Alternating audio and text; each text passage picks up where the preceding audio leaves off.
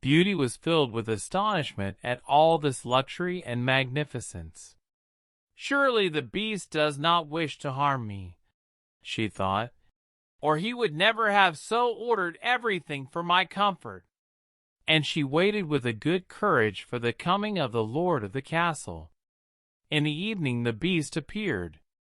He was certainly very terrible to look at, and Beauty trembled at the sight of the hideous monster. But she forced herself to appear brave, and, indeed, there was no cause for her alarm. The beast was kindness itself, and so gentle and respectful in his attentions to her that Beauty soon lost all fear. She soon became very fond of him, and would have been quite happy had it not been for the thought of her father and sisters, and the grief which she knew her father would be suffering on her account. The thought of his sorrow made her sorrowful too, and one night, when the beast came to visit her at his usual hour, she was so sad that he asked her what was the matter. Then Beauty begged him to let her go and visit her father. The beast was very unwilling to grant her request. "If I let you go, I am afraid you will never come back to me," he said, "and then I shall die of grief." Beauty promised most earnestly to come back to him if he would only allow her to spend a few days with her family, and at last the beast yielded to her entreaties.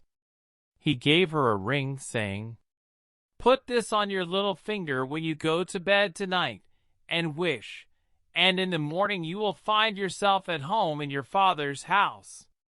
But if you do not return to me at the end of a week, I shall die of sorrow."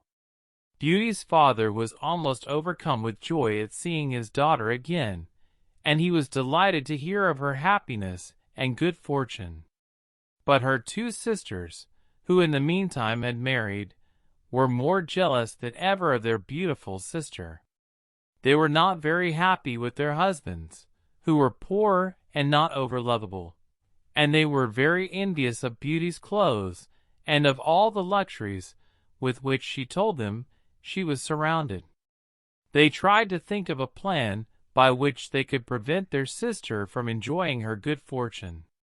"Let us keep her beyond the week that the beast has allowed her," they said. "Then, doubtless, he will be so angry that he will kill her." So they pretended to be very fond of Beauty, and when the time came for her return, they overwhelmed her with tears and caresses, begging her not to leave them, and to stay at least one more day with them. Beauty was distressed at their grief, and at last she consented to stay just one more day, though her heart misgave her sorely when she thought of the poor beast. That night, as she lay in bed, she had a dream.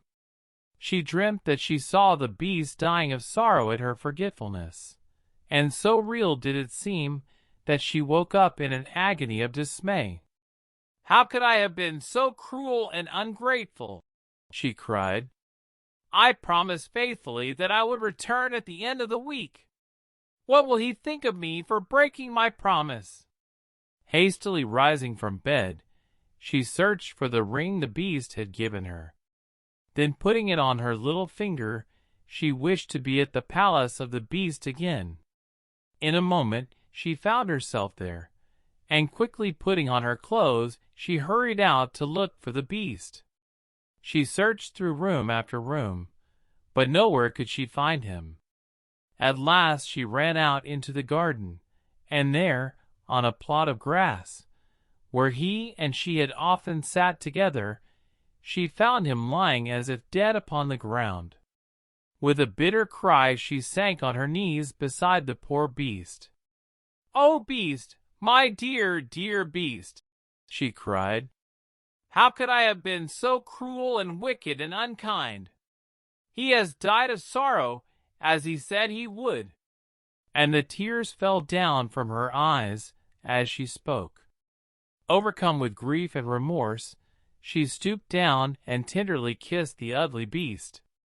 In a moment there was a sudden noise, and Beauty was startled to find that the ugly beast had vanished. The Beast was a beast no longer, but a handsome prince, who knelt at her feet, thanking her for having broken his enchantment.